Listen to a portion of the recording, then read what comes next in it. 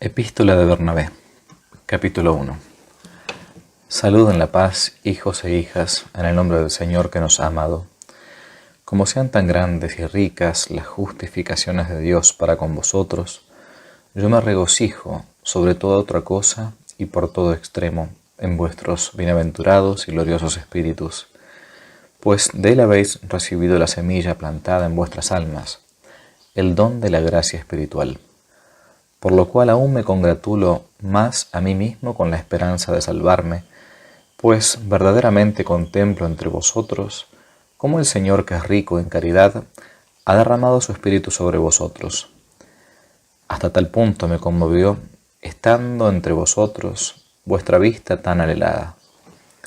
Como quiera pues, que estoy convencido y siento íntimamente, que habiéndoos muchas veces dirigido mi palabra, sé que anduvo conmigo el Señor en el camino de la justicia, y me veo también yo de todo punto forzado a amaros más que a mi propia vida. Pues grande es la fe y la caridad que habita en vosotros por la esperanza de su vida. Considerando, digo, que de tomarme yo algún cuidado sobre vosotros para comunicaros alguna parte de lo mismo que yo he recibido, no ha de faltarme la recompensa por el servicio prestado a espíritus como los vuestros. Me he apresurado a escribiros brevemente, a fin de que, juntamente con vuestra fe, tengáis perfecto conocimiento. Ahora bien, 3 son los decretos del Señor: la esperanza de la vida, que es principio y fin de nuestra fe, y la justicia, que es principio y fin del juicio; el amor de la alegría y el regocijo, que son el testimonio de las obras de la justicia. En efecto, el Dueño, por medio de sus profetas, nos dio a conocer lo pasado y lo presente, y nos anticipó las primicias del goce de lo porvenir.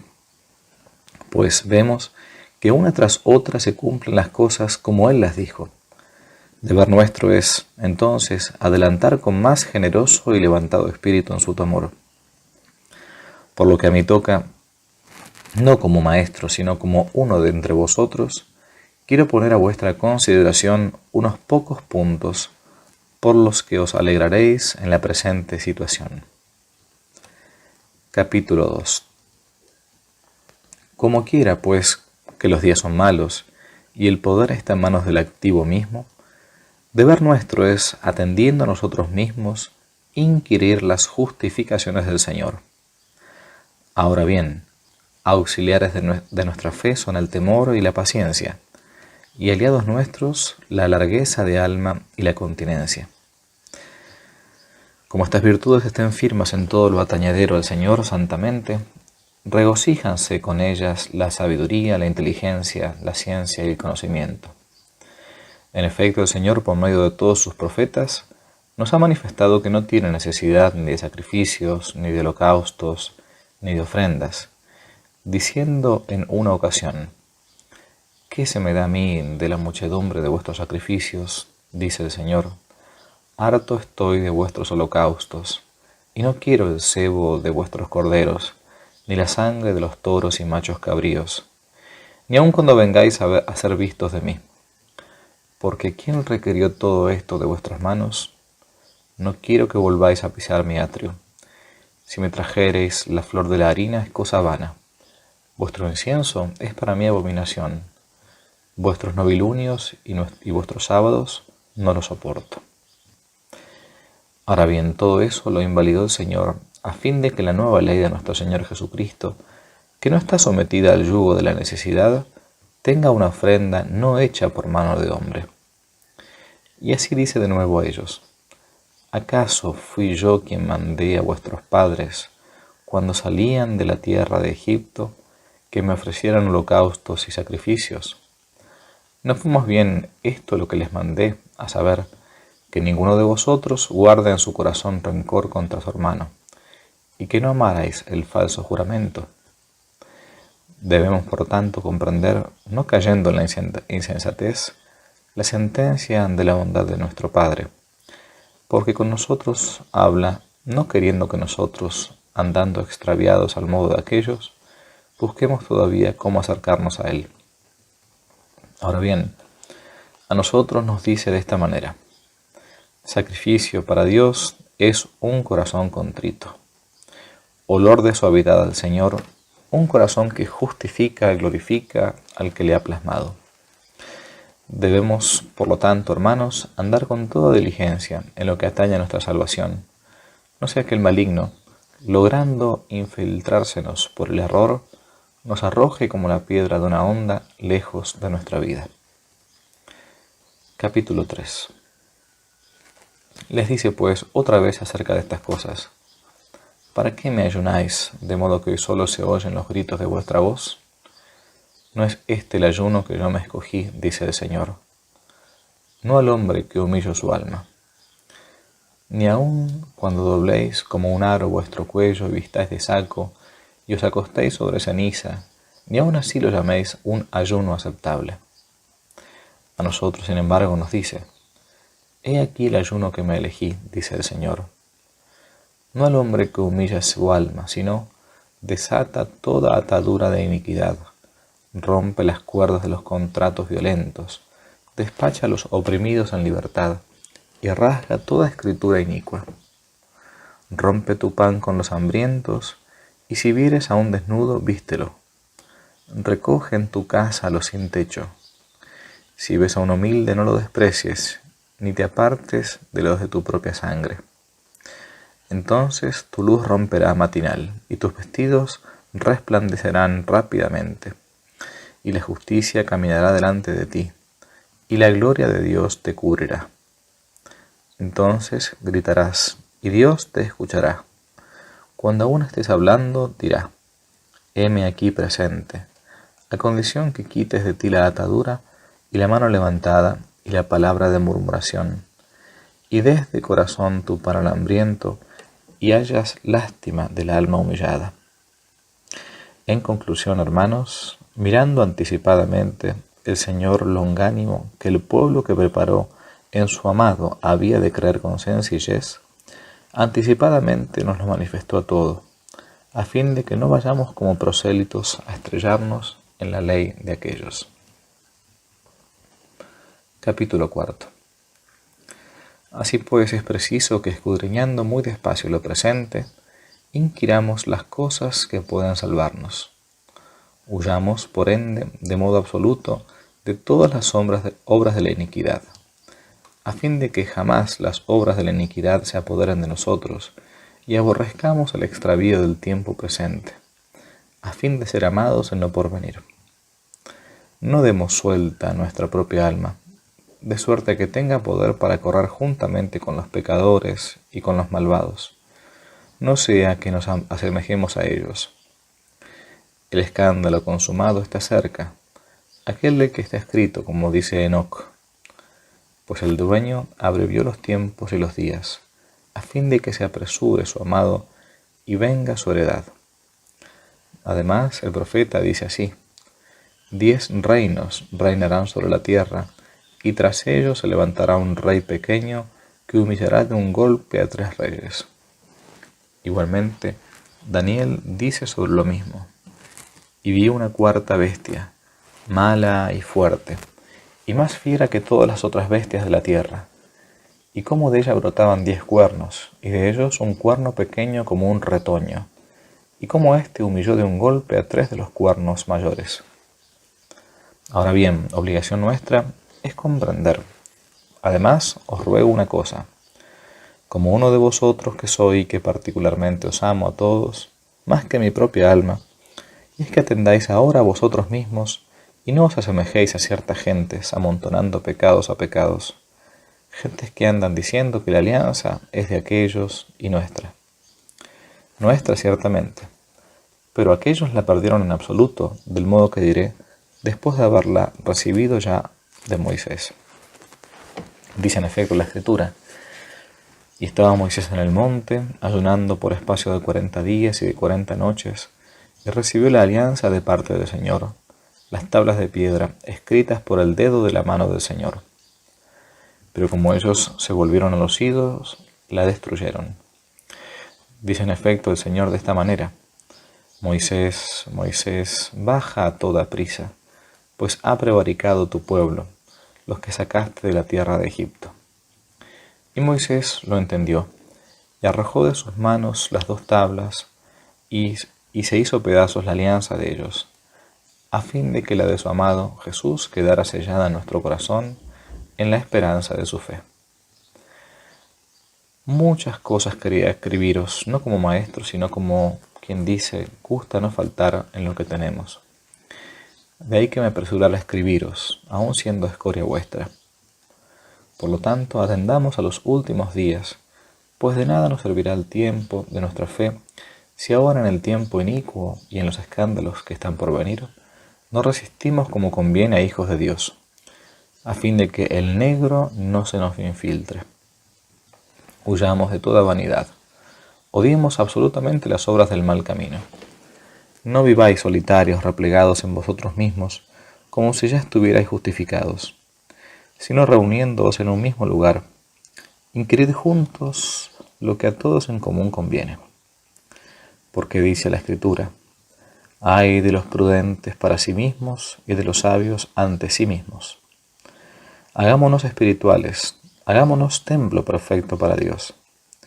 En cuanto esté en nuestra mano, meditemos el temor de Dios y luchemos por guardar sus mandamientos, a fin de regocijarnos en sus justificaciones.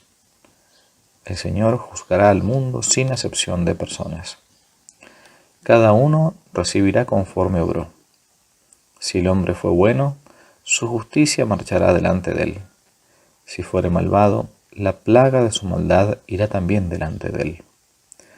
Recordémoslo, no sea que echándonos a descansar como llamados, nos durmamos en nuestros pecados, y el príncipe malo, tomando poder sobre nosotros, nos empuje lejos del reino del Señor. Además, hermanos míos, considerad este punto. Cuando estáis viendo que después de tantos signos y prodigios sucedidos en medio de Israel, y que sin embargo han sido de este modo abandonados, andemos alerta, no sea que, como está escrito, nos encontremos muchos llamados y pocos escogidos. Capítulo 5. Porque el Señor soportó entregar su carne a la destrucción, a fin de que fuéramos nosotros purificados por la remisión de nuestros pecados, lo que se nos concede por la aspersión de su sangre. Acerca de esto efectivamente está escrito, parte que se refiere a Israel, parte a nosotros, y así dice, fue herido por nuestras iniquidades y debilitado por nuestros pecados. Con su llaga fuimos nosotros sanados. Fue conducido como oveja al matadero y como cordero estuvo mudo delante del que le trasquila. Por tanto, tenemos deber de dar sobremanera gracias a Dios, porque nos dio a conocer lo pasado, nos instruyó acerca de lo presente, y no estamos sin inteligencia para lo porvenir. Y así dice la Escritura, no se tienden injustamente las redes a los volátiles, lo cual quiere decir que con razón se perderá el hombre, que teniendo conocimiento del camino de la justicia, se precipita a sí mismo por el camino de las tinieblas. Consideremos además este punto, hermanos míos. Si es cierto que el Señor se dignó padecer por nuestra alma, siendo como el Señor de todo el universo, a quien dijo Dios desde la constitución del mundo, hagamos al hombre imagen y semejanza. ¿Cómo digo, se dignó padecer bajo la mano de los hombres? Aprendedlo.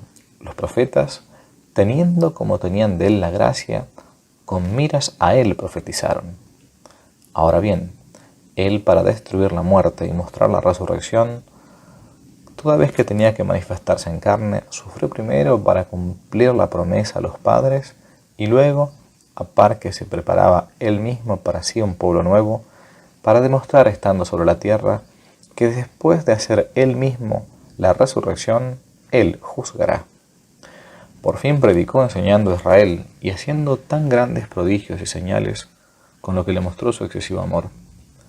Y cuando se escogió a sus propios apóstoles, los que habían de predicar su evangelio, hombres ellos injustos respecto a la ley sobre todo pecado, a fin de mostrar que no vino a llamar a los justos sino a los pecadores, entonces fue cuando puso de manifiesto que era hijo de Dios. Porque de no haber venido en carne, tampoco los hombres hubieran podido salvarse mirándole a él como quiera que mirando al sol, que al cabo está destinado a no ser, como obra que es de sus manos. No son capaces de fijar los ojos en sus rayos. En conclusión, el Hijo de Dios vino en carne a fin de que llegara a su colmo la consumación de los pecados de quienes persiguieron de muerte a sus profetas, porque para este fin sufrió. Dice Dios en efecto que su carne procede de ellos. Como hirieran a su propio pastor, entonces perecerán las ovejas del rebaño.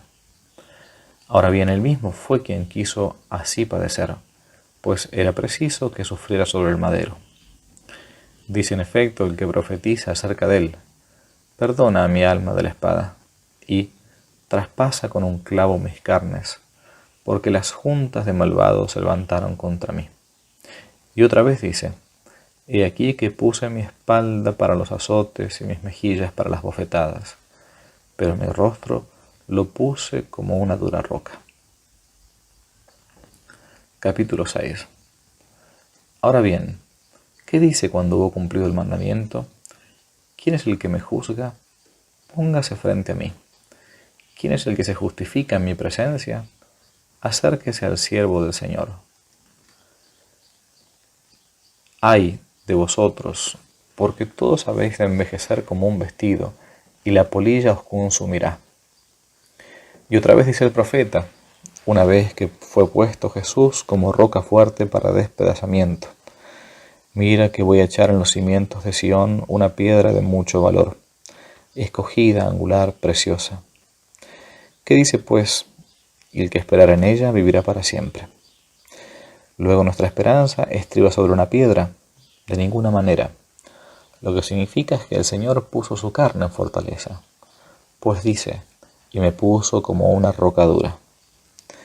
Pero dice de nuevo el profeta: la piedra que desecharon los arquitectos vino a ser cabeza de ángulo. Y otra vez dice: este es el día grande y maravilloso que hizo el Señor. Os escribo con demasiada sencillez, a fin de que entendáis, yo, que soy solo barredura de vuestra caridad. ¿Qué sigue pues diciendo el profeta? Me rodeó la junta de los malvados, me cercaron como abejas al panal, y sobre mi vestidura echaron suertes.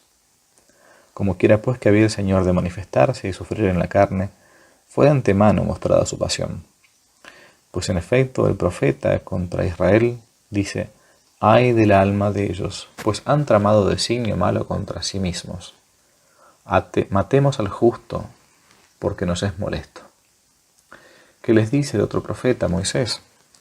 He aquí lo que dice el Señor: entrad en la tierra buena, que el Señor juró dar a Abraham, Isaac y Jacob, y poseedla en herencia, tierra que emana leche y miel.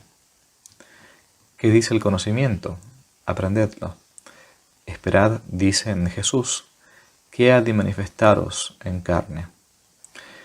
El hombre, en efecto, no es sino un pedazo de tierra que sufre, pues en la faz de la tierra fue plasmado Adán. Ahora bien, ¿qué quiere decir lo de tierra que emana leche y miel? Bendecido sea el Señor nuestro, hermanos, por haber puesto en nosotros sabiduría e inteligencia de sus secretos.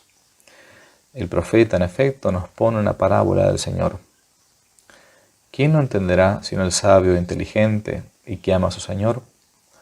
Ahora bien, ello significa que, habiéndonos renovado por el perdón de nuestros pecados, hizo de nosotros una forma nueva hasta el punto de tener un alma de niños, como que de veras nos ha plasmado Él de nuevo. Y en efecto, la Escritura dice de nosotros lo mismo que Dios dijo a su Hijo: hagamos al hombre imagen y semejanza nuestra, y tenga imperio sobre las bestias de la tierra, y sobre las aves del cielo, y sobre los peces del mar. Y dijo pues de contemplar la hermosa figura nuestra: creced y multiplicaos, y henchid la tierra. Todo esto a su Hijo, pero también te demostraré cómo nos lo dice a nosotros. La segunda creación la cumplió en los últimos tiempos, pues dice el Señor: he aquí que hago lo último como lo primero. Luego, en relación con esto, predicó el profeta: entrad en la tierra que emana leche y miel, y enseñoreaos de ella. Se sigue, por tanto, que nosotros somos los plasmados de nuevo, al modo como a su vez lo dice en otro profeta. Mira, dice el Señor, que voy a quitar de estos, es decir, de aquellos que atendió el Espíritu del Señor, los corazones de piedra, y les meteré dentro corazones de carne. Y es que Él había de manifestarse en carne y habitar en nosotros. En efecto, hermanos míos, templo santo es para el Señor la morada de nuestro corazón. Porque dice otra vez el Señor, ¿y en qué seré visto por el Señor mi Dios y seré glorificado? Dice, te confesaré en la reunión de mis hermanos y te cantaré himnos en medio de la congregación de los santos. Luego nosotros somos los que introdujo en la tierra buena. Pues, ¿qué quiere decir la leche y la miel? ¿Es que el niño se cría primero con miel y luego con leche? Consiguientemente, de esta manera también nosotros, criados con la fe de la promesa y con la palabra divina, viviremos señoreando la tierra. Ya lo dijo más arriba, crezcan y multiplíquense y manden sobre los peces. Ahora bien, ¿quién es ahora capaz de mandar sobre la tierra o sobre los peces o sobre las aves del cielo? Porque debemos darnos cuenta que mandar es asunto de potestad, que implica dominar con imperio. Ahora bien, si es cierto que ahora no se cumple esto, luego a nosotros se nos ha dicho cuándo se cumplirá, cuando también nosotros alcancemos punto tal de perfección que vengamos a ser herederos de la alianza del Señor. Capítulo 7. Así pues, considerad, hijos de la alegría, cómo el Señor bueno nos lo ha manifestado todo de antemano, para que sepamos a quién debemos alabar con acciones de gracias por todo. Ahora bien, si el Hijo de Dios, Señor que es y que ha de venir a juzgar a vivos y a muertos, padeció para que su herida nos vivificara a nosotros, creamos que el Hijo de Dios no podía sufrir sino por nuestra causa. Es más, clavado ya en la cruz, fue abrevado con vinagre y hiel. Escuchad cómo de antemano mostraron este pormenor los sacerdotes del templo. Como está escrito el precepto, el que no ayunare el ayuno, sea exterminado de muerte.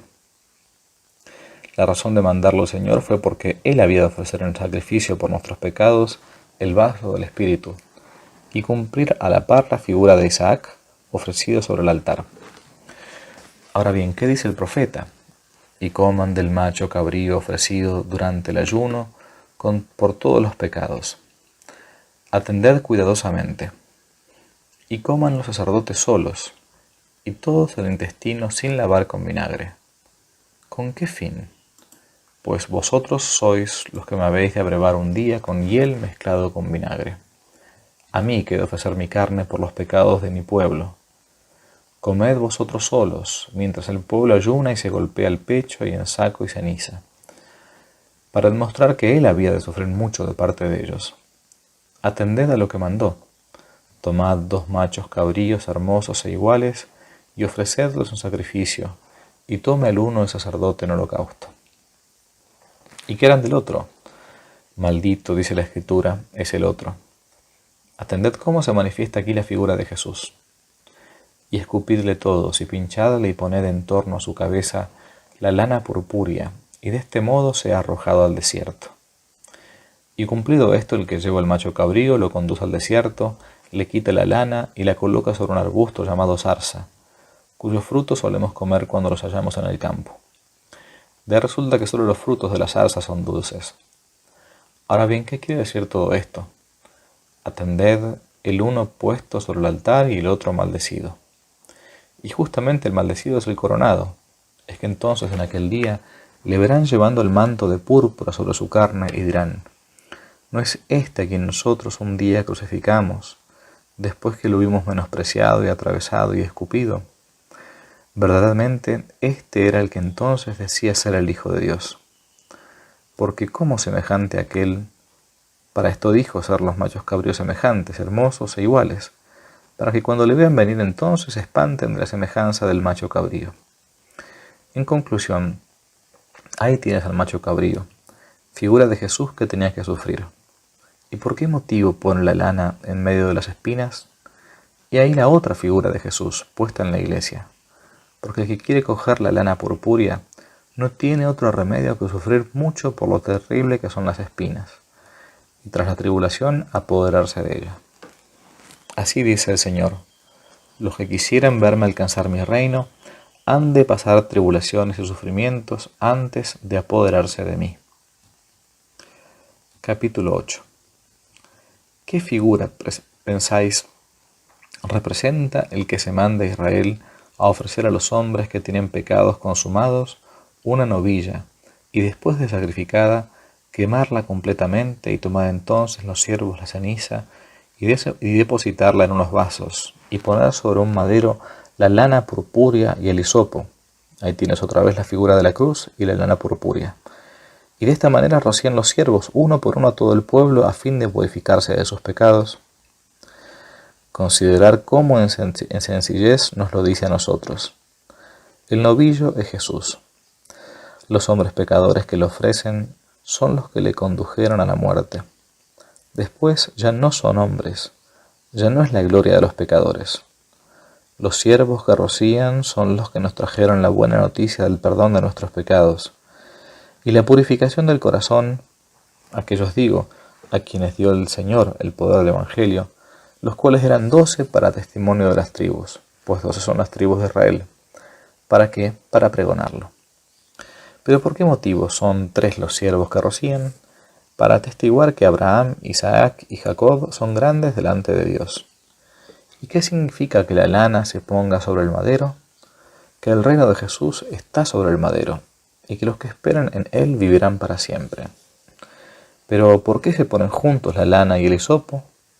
Porque en su reino habrá días malos y sucios, en que nosotros nos salvaremos, pues el que padece en su carne se cura por el jugo del hisopo. Y por eso, las cosas así practicadas resultan claras para nosotros.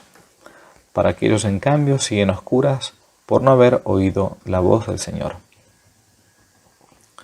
Capítulo 9. En efecto, dice otra vez sobre los oídos cómo circuncidó nuestro corazón.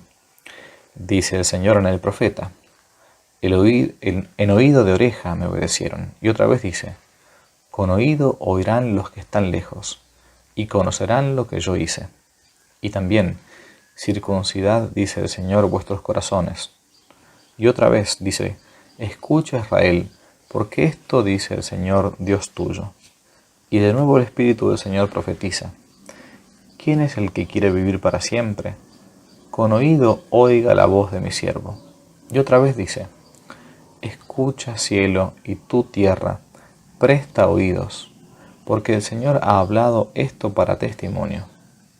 Y dice de nuevo: oíd la voz del Señor, príncipes de este pueblo. Y dice otra vez: escuchad, hijos, la voz que grita en el desierto. En conclusión, circuncidó nuestros oídos, a fin de que oída la palabra creamos nosotros. Por lo demás, la misma circuncisión en que ponen su confianza está anulada, porque el Señor habló de que se practicara una circuncisión, pero no de la carne. Pero ellos transgredieron su mandamiento, pues un ángel malo los engañó. Les dice a ellos: esto dice el Señor nuestro Dios. Aquí hay yo el mandamiento: no sembréis sobre las espinas, circuncidaos para vuestro Señor. ¿Y qué quiere decir circuncidar la dureza de vuestro corazón y no endurezcáis vuestro cuello? Toma ahora también. Y aquí dice el Señor que todas las naciones son incircuncisas de prepucio, pero este pueblo es incircunciso de corazón. Pero diréis: es que el pueblo se circuncida para sello. Pero también te contestaré: se circuncidan los sirios y los árabes y todos los sacerdotes de los ídolos. Finalmente también los egipcios usan la circuncisión. Así pues, hijos del amor, aprended copiosamente acerca de todo esto. A Abraham, que fue el primero en practicar la circuncisión, circuncidó a los de su casa mirando anticipadamente en espíritu hacia Jesús, tomando los símbolos de 3 letras. Dice en efecto la Escritura: y circuncidó a Abraham de su casa a 318 hombres. Ahora bien, ¿cuál es el conocimiento que le fue dado? Atended que pone primero los 18 y echa una pausa a los 300. El 18 se compone de la letra I, que vale a 10, y de la H, que representa 8. Ahí tienes el nombre de Jesús. Pero como la cruz había de tener la gracia en la figura T, dice también los 300. Consiguientemente, las dos primeras letras significan Jesús y en otra la cruz. Lo sabe aquel que pone en nosotros la dádiva ingénita de su enseñanza. Nadie aprendió de mí más genuina palabra, pero yo sé que vosotros sois dignos de ellos. Capítulo 10. Y lo que Moisés dijo: no comeréis cerdo, ni águila, ni gavilán, ni cuervo, ni pez alguno que no tenga escamas. No es sino que tomó 3 símbolos en inteligencia. Por lo demás, les dice en el Deuteronomio: estableceré con este pueblo mío justificaciones. Luego, no está el mandamiento del Señor en no comer, sino que Moisés habló en espíritu. Ahora bien, el cerdo lo dijo por lo siguiente: no te juntarás, dice, con hombres tales que son semejantes a los cerdos. Es decir, cuando lo pasan prósperamente se olvidan del Señor, y cuando se ven necesitados reconocen al Señor, al modo del cerdo, que cuando come no sabe de su Señor. Pero cuando tiene hambre gruñe, y una vez que toma su comida vuelve a callar. Tampoco comerás el águila, ni el gavilán, ni el milano, ni el cuervo. No te juntarás, dice, ni te asemejarás a hombres tales, que no saben procurarse el alimento por medio del trabajo y del sudor, sino que arrebatan en su iniquidad lo ajeno, y acechan como si anduvieran en sencillez, y miran por todas partes a quién despojar por medio de su avaricia, al modo que estas aves son las únicas que no se procuran a sí mismas su alimento, sino que posadas ociosamente buscan la manera de devorar las carnes ajenas, siendo perniciosas por su maldad. Y no comerás, dice, la morena, ni el pólipo, ni la sepia. No te asemejarás, dice, juntándote con ellos, a hombres tales que son impíos hasta el cabo y están ya condenados a muerte, al modo que estos peces, que son los únicos maldecidos, se revuelcan en el fondo del mar y no nadan como los otros, sino que habitan en la tierra del fondo. Pero tampoco comerás liebre. ¿Por qué? No serás corruptor ni te asemejarás a los tales, porque la liebre multiplica cada año su ano, pues cuantos años vive tantos agujeros tiene. Pero tampoco comerás la hiena. No serás, dice, adúltero, ni corruptor, ni te asemejarás a los tales. ¿Por qué? Porque este animal cambia cada año de sexo, y una vez que se convierte en macho y otra en hembra. Pero también tuvo razón de abominar de la ardilla. No serás, dice, tal cuales oímos, que son los que cometen por la impureza y la iniquidad en su boca, ni te unirás con las mujeres impuras que cometen la iniquidad en su boca, pues este animal concibe por la boca. En conclusión, tomando Moisés 3 símbolos sobre los alimentos, así habló en espíritu, mas ellos lo entendieron conforme al deseo de la carne, como si se tratara de comida. De estos 3 mismos símbolos, toma también David conocimiento y dice igualmente: bienaventurado el hombre que no anduvo en consejo de impíos. Al modo como peces nadan entre tinieblas en las profundidades del mar, y en el camino de los pecadores no se detuvo, al modo de algunos que aparentan temer al Señor y pecan como el cerdo, y sobre la silla de pestilencia no se sentó, al modo de las aves apostadas para la rapiña. Ahí tenéis perfectamente lo que atañe a la comida. Dice otra vez Moisés: comerás todo animal de pezuña partida y que rumia. ¿Qué quiere decir? El que toma el alimento conoce al que le alimenta, y refocilando en él parece alegrarse. Bellamente lo dijo con miras al mandamiento. ¿Qué es pues lo que dice? Juntaos con los que temen al Señor, con los que meditan en su corazón el precepto de la palabra que recibieron, con los que hablan y observan las justificaciones del Señor, con los que saben que la meditación es obra de alegría y rumian la palabra del Señor. ¿Y qué significa la pezuña partida? Que el justo camina en este mundo y juntamente espera el siglo santo. Mirad cuán hermosamente legisló Moisés. Pero, ¿de dónde pudiera venirles a aquellos entender y comprender estas cosas? Pero nosotros, entendiendo como es justo los mandamientos, hablamos tal como quiso el Señor, pues para que esto entendamos, circuncidó nuestros oídos y corazones. Capítulo 11. Pero inquiramos si tuvo el Señor interés en manifestarnos anticipadamente algo acerca del agua y de la cruz. Ahora bien, acerca del agua se dice contra Israel cómo no habían de aceptar el bautismo, que trae la remisión de los pecados, sino que se construirían otros lavatorios para sí mismos. En efecto, dice el profeta: pásmate, oh cielo, y erícese aún más sobre esto la tierra. Dos males ha hecho mi pueblo. A mí me abandonaron fuente de vida, y para sí se cavaron pozo de muerte. ¿Acaso es una roca desierta mi monte santo de Sinaí? Porque seréis como los polluelos de un ave que se echan a volar cuando se les quita el nido. Y otra vez dice el profeta: yo mandaré delante de ti, y allanaré las montañas, y haré pedazos las puertas de bronce, y añicos los cerrojos de hierro. Y te daré tesoros sombríos, escondidos, invisibles, para que sepas que yo soy el Señor. Y habitará en la cueva elevada de la peña fuerte.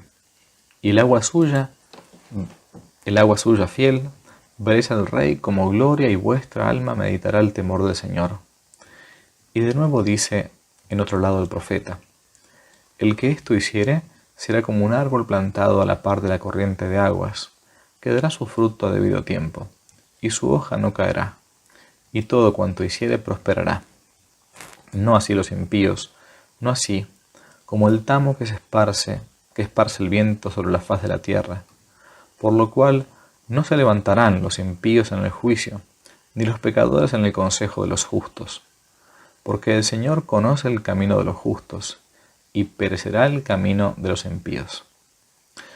Daos cuenta cómo definió en uno el agua y la cruz, pues lo que dice es esto: bienaventurados quienes, habiendo puesto su confianza en la cruz, bajaron al agua, porque su recompensa dice que será en el tiempo debido. Entonces dice: daré la paga. Lo que luego añade sobre que las hojas no caerán, significa que toda palabra que saliere de vuestra boca en fe y caridad será para conversión y esperanza de muchos.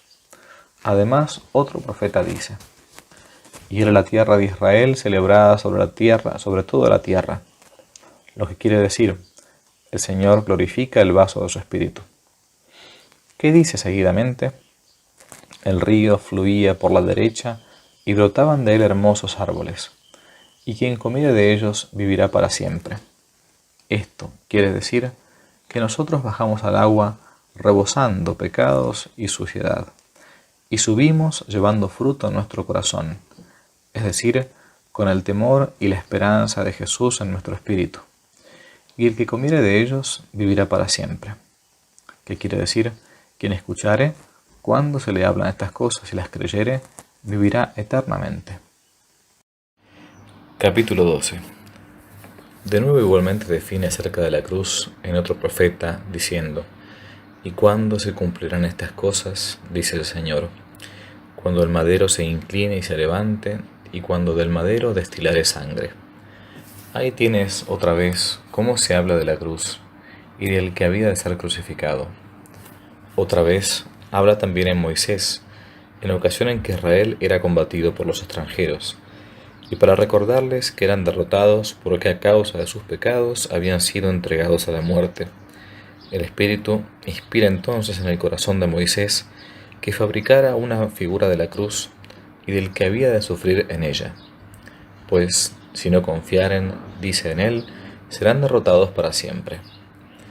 Coloca pues Moisés arma sobre arma en medio del campamento, y poniéndose más alto que todos los demás, extendía sus brazos, y de esta manera vencía de nuevo Israel. Cuando los bajaba, otra vez eran pasados a cuchillo. ¿Para qué fin?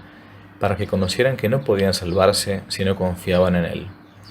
Y otra vez dice en otro lugar el profeta: todo el día extendí mis manos a un pueblo incrédulo y que contradice mi camino justo. Y otra vez, en ocasión que Israel también caía, fabrica Moisés una figura de Jesús, figura de cómo él tenía que padecer, y él, otro sí, vivificar cuando ellos creían que había perecido en el signo. En efecto, el Señor hizo que les mordieran toda clase de serpientes, y morían de sus mordeduras.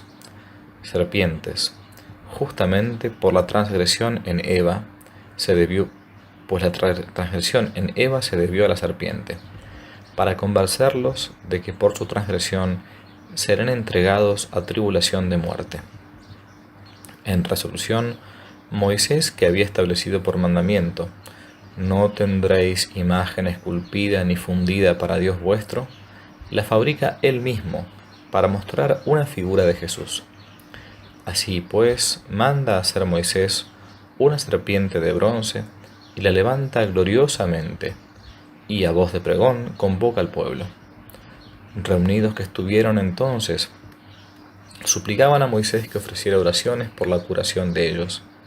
Y Moisés les respondió: cuando alguno de vosotros fuere mordido, venga a la serpiente colocada sobre el madero, y confíe con viva fe que ella, aun siendo muerta, puede darle la vida, y al punto quedará sano. Ahí tienes otra vez en estos nuevos símbolos la gloria de Jesús, pues todo está en Él y todo es para Él.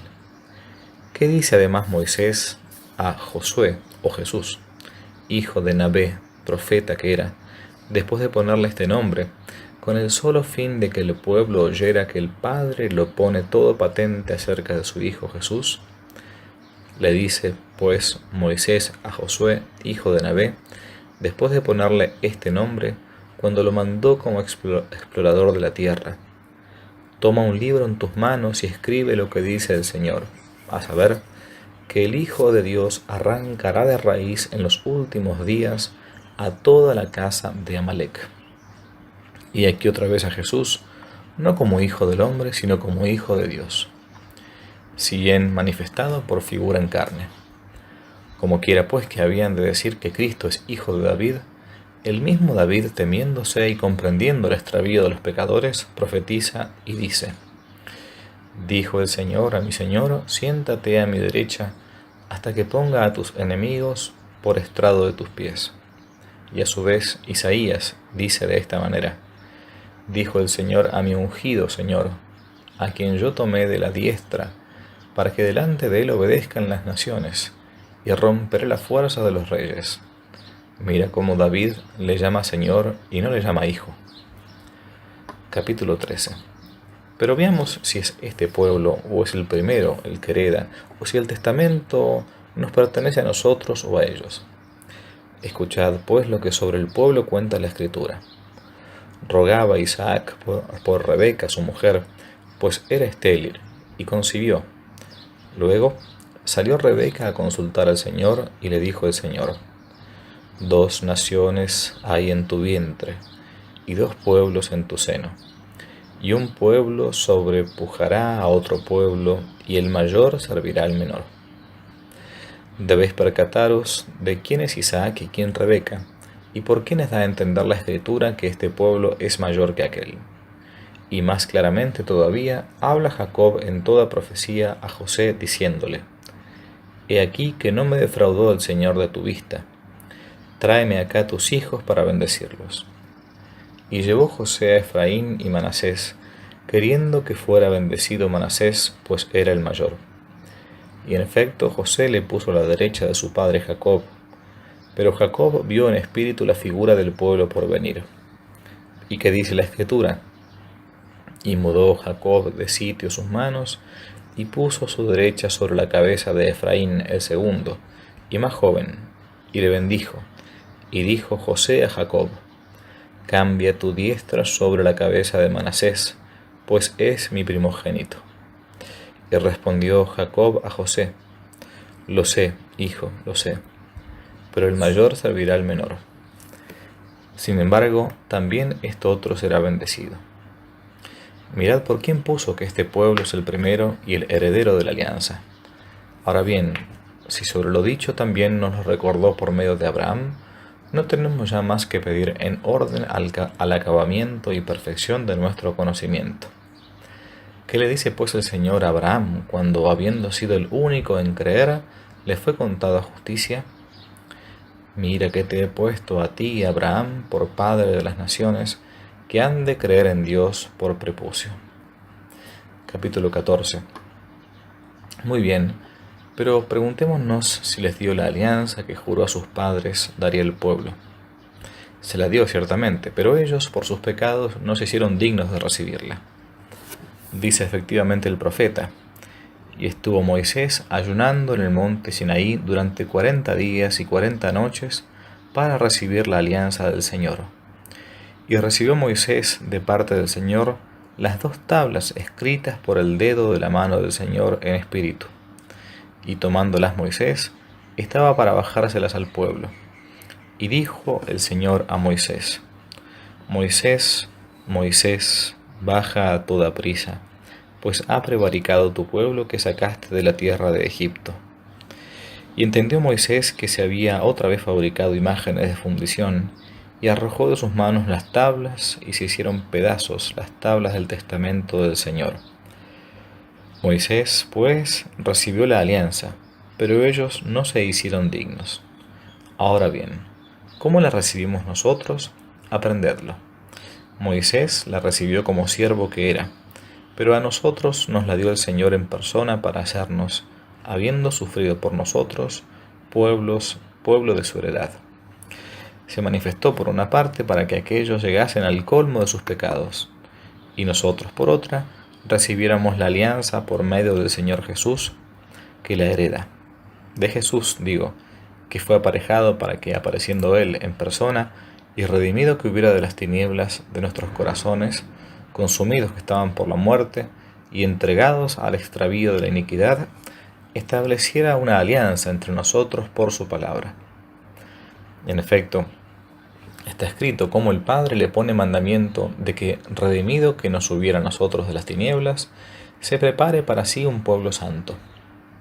Dice pues el profeta: Yo, el Señor Dios tuyo, te llamé justicia, y te tomaré de tu mano, y te fortaleceré.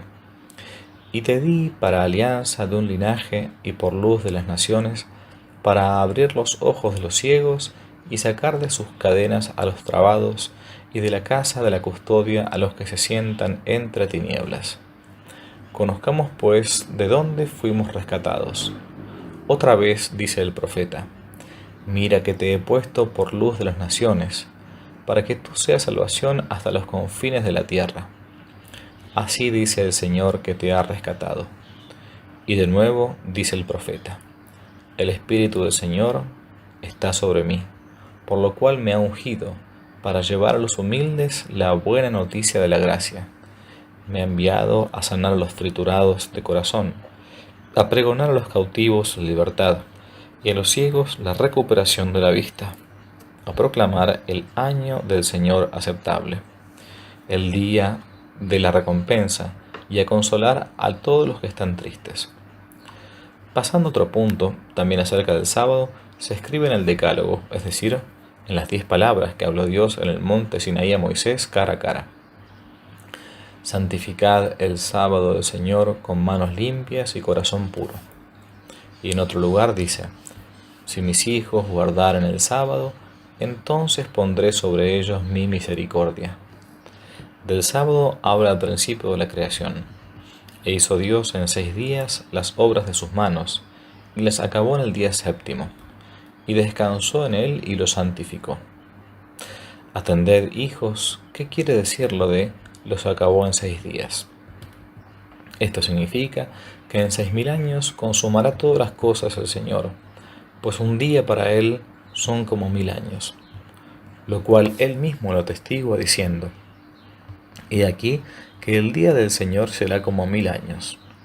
Por lo tanto, hijos, en 6 días, es decir, en los 6000 años, se consumarán todas las cosas. Y descansó en el día séptimo. Esto quiere decir: cuando venga su Hijo y destruya el siglo del inicuo, y juzgue a los impíos, y mude el sol, la luna y las estrellas, entonces descansará de verdad en el día séptimo. Y en otro lado dice: Lo santificarás por manos limpias y corazón puro. Ahora pues, si pensamos que pueda nadie santificar, sin ser puro de corazón, el día que santificó Dios mismo, nos equivocamos de todo en todo. Consiguientemente, entonces, por nuestro descanso, lo santificaremos de verdad, cuando justificados nosotros mismos, y en posesión ya de la promesa, seremos capaces de santificarlo. Es decir, cuando ya no exista la iniquidad, sino que nos hayamos vuelto todos nuevos por el Señor, entonces sí, santificados primero nosotros, podremos santificar el día séptimo. Por último, les dice: vuestros novilunios y vuestros sábados no los aguanto. Mirad cómo dice: no me son aceptos vuestros sábados de ahora, sino el que yo he hecho, aquel en que, haciendo descansar todas las cosas, haré el principio de un día octavo, es decir, el principio de otro mundo. Por eso justamente nosotros celebramos también el día octavo con regocijo, por ser día en que Jesús resucitó de entre los muertos, y después de manifestado subió a los cielos. Capítulo 16.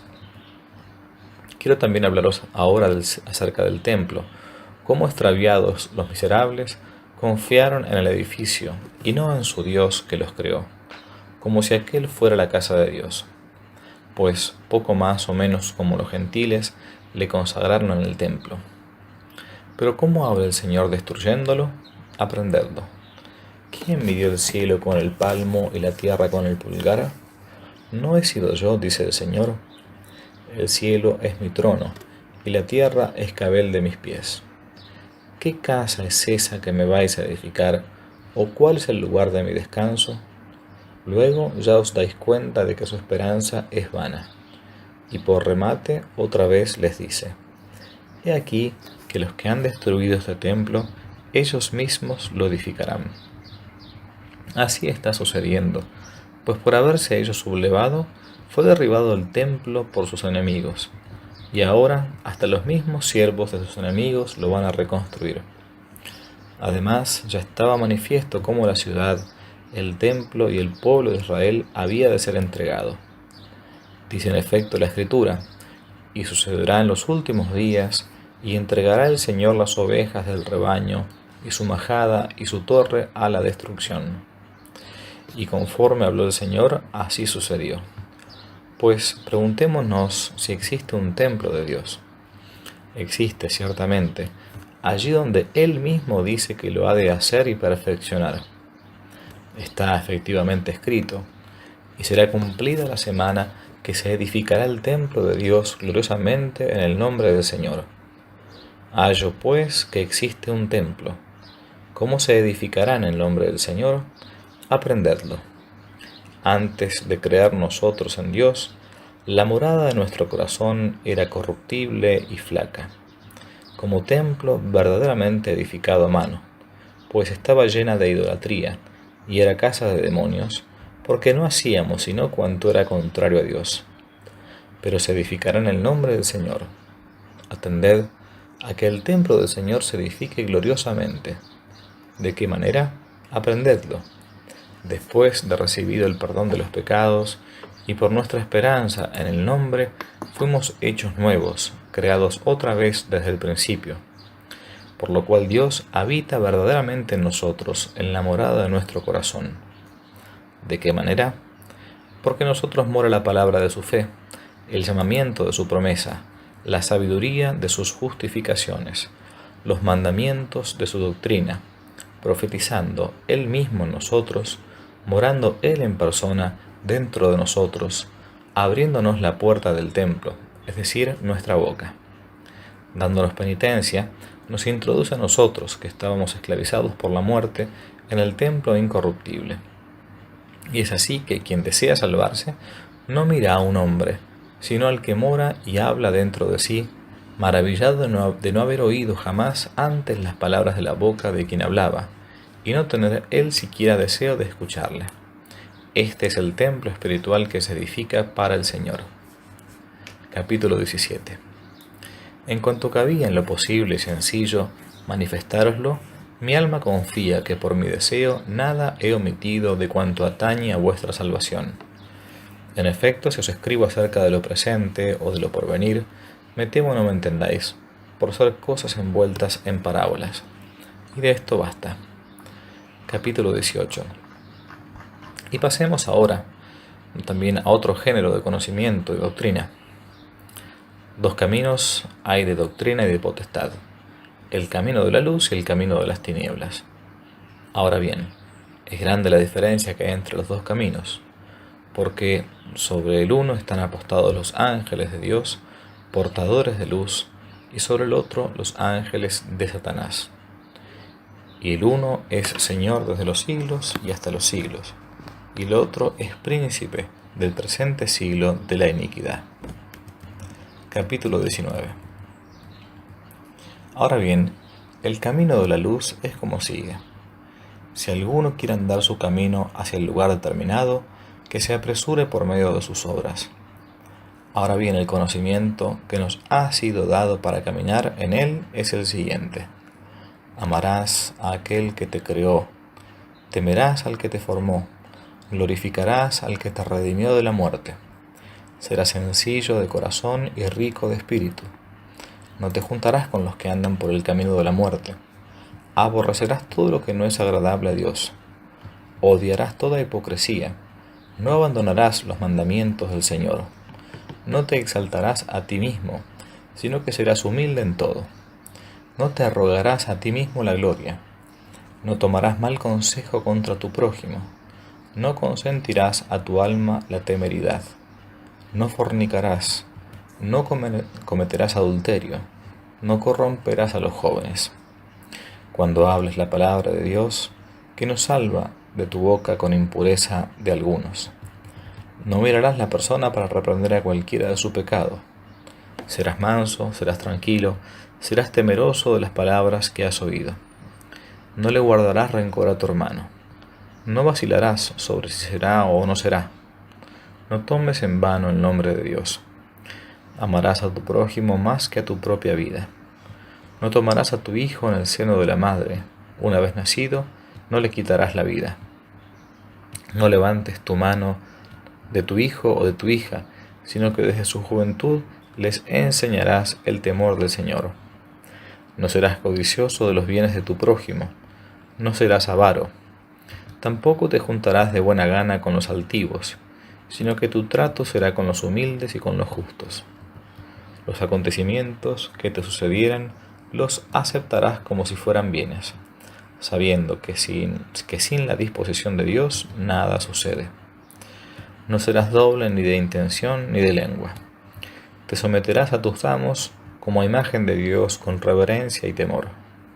No mandes con acritud a tu esclavo o a tu esclava, que esperan en el mismo Dios que tú, no sea que dejen de temer al que es Dios de unos y de otros. Porque no vino Él a llamar conforme a la persona, sino a aquellos para quienes preparó su espíritu. Comunicarás en todas las cosas con tu prójimo, y no dirás que las cosas son tuyas propias, pues si en lo imperecedero sois partícipes en común, ¿cuánto más en lo perecedero? No serás precipitado en el hablar, pues red de muerte es la boca. En cuanto puedas, guardarás la castidad de tu alma. No seas de los que extienden la mano para recibir y la encogen para dar. Amarás como a la niña de tus ojos a todo el que te habla del Señor. Te acordarás de noche y de día del día del juicio, y buscarás cada día las personas de los santos. Ya en el ministerio de la palabra, y caminando para consolar, y meditando para salvar un alma por la palabra, ya ocupado en oficio manual, trabajarás para el rescate de tus pecados. No vacilarás en dar, ni cuando des murmurarás, sino que conocerás quién es el buen pagador de tu galardón. Guardarás lo que recibiste, sin añadir ni quitar cosa. Aborrecerás hasta el cabo al malvado. Juzgarás con justicia. No formarás bandos, sino que guardarás la paz, tratando de reconciliar a los que luchan. Confesarás tus pecados. No te acercarás a la oración con conciencia mala. Este es el camino de la luz. Capítulo 20. Pero el camino del negro es torcido y lleno de maldición, pues es camino de muerte eterna con castigo, en que están las cosas que pierden el alma de quienes lo siguen: idolatría, temeridad, altivez de poder, hipocresía, doblez de corazón, adulterio, asesinato, robo, soberbia, transgresión, engaño, maldad, arrogancia, hechicería, magia, avaricia, falta de temor de Dios. Perseguidores de los buenos, aborrecedores de la verdad, amadores de la mentira, desconocedores de la recompensa de la justicia, que no se adhieren al bien ni al juicio justo, que no atienden a la viuda y al huérfano, que valen no para el temor de Dios, sino para el mal, de quienes están lejos, y remota la mansedumbre y la paciencia, que aman la vanidad, que persiguen la recompensa, que no se compadecen del menesteroso, que no sufren con el atribulado, prontos a la maledicencia, desconocedores de aquel que los creó, matadores de sus hijos por el aborto, destructores de la obra de Dios, que echan de sí al necesitado, que sobretribulan al atribulado, abogados de los ricos, jueces inicuos de los pobres, pecadores en todo. Capítulo 21. Bueno es por ende que, aprendido que hayamos cuantas justificaciones del Señor quedan escritas, caminemos en ellas, porque quien éstas cumpliere será glorificado en el reino de Dios, pero quien escogiere lo otro perecerá con sus obras. De ahí la resurrección, de ahí la recompensa. Si tomáis de mí algún consejo de buena sentencia, yo suplico a los preeminentes: tened entre vosotros a quien hagáis el bien. No lo omitáis. Cerca está el día en que todo perecerá juntamente con el maligno. Cerca está el Señor y su galardón. Una y otra vez os lo ruego: sed buenos legisladores de vosotros mismos, sed unos de otros consejeros fieles, arrancad entre vosotros toda hipocresía. Y Dios, que señorea todo el mundo, os conceda sabiduría, inteligencia, ciencia, conocimiento de sus justificaciones y paciencia. Haceos discípulos de Dios, inquiriendo qué busca el Señor de vosotros, y obrad de manera que seáis hallados en el día del juicio. Y si hay algún recuerdo del bien, mientras todo esto meditáis, acordaos de mí, a fin de que también mi deseo y vigilia terminen en algún bien. Os lo ruego pidiéndoos gracia, mientras está todavía en vosotros el hermoso vaso, no desfallezcáis para que ninguno entre vosotros, sino inquirid continuamente estas cosas y cumplid todo mandamiento, porque dignos son de cumplirse. Por eso principalmente me apresuré a escribiros sobre lo que yo alcanzaba, a fin de alegraros. Salud, hijos de amor y paz. El Señor de la gloria y de toda gracia sea con vuestros espíritus. Amén.